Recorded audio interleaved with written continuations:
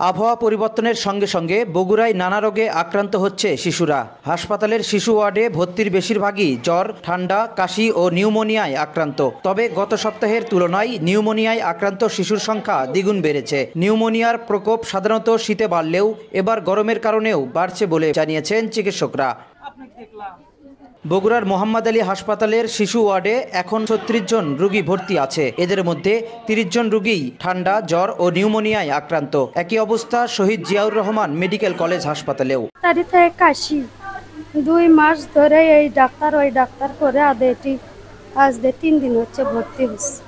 Doctor এখন বলছে অ্যাজমার সমস্যা হতে পারে, ওর থেকে ওই কাশি হচ্ছে, সারতে এখন সময় লাগবে।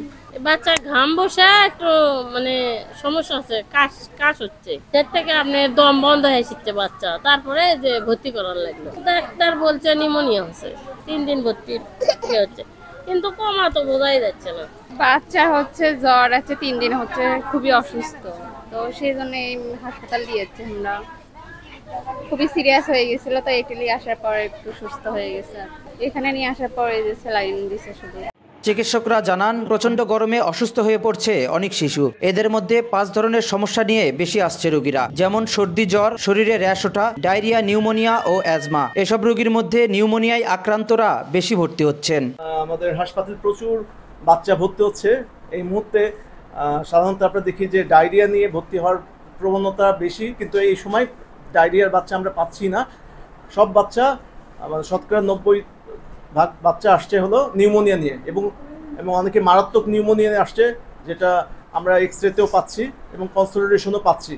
এটা সাধারণত মূলত হঠাৎ করে আবহাওয়াজনিত কারণে, প্রচণ্ড গরম, বিদ্যুতের অপ্রতুলতা এবং বৈশ্বিক যে তাপমাত্রা বৃদ্ধি পেয়েছে, সেই বৃদ্ধি পাওয়ার কারণে বাচ্চারা স্বাভাবিকতা হারিয়ে ফেলছে। গরম, ঠান্ডা, এই কারণে বাচ্চারা নিজেদেরকে ঠিকমতো রাখতে পারছে না এবং প্রচণ্ড শ্বাসকষ্ট নিয়ে সবাই ভুগছে। এবং আমরা আজকেও রেফার কেস যেগুলো প্রায় 30 থেকে 40টা যে বাচ্চা দেখেছি, তার মধ্যে 30টাই বাচ্চা ঠান্ডা কাশি নিয়ে আসছে। আমাদের এখানে বর্তমানে 36টা বাচ্চা ভর্তি হয়েছে, তার মধ্যে 30টা বাচ্চাই ঠান্ডা কাশি জনিত কারণে।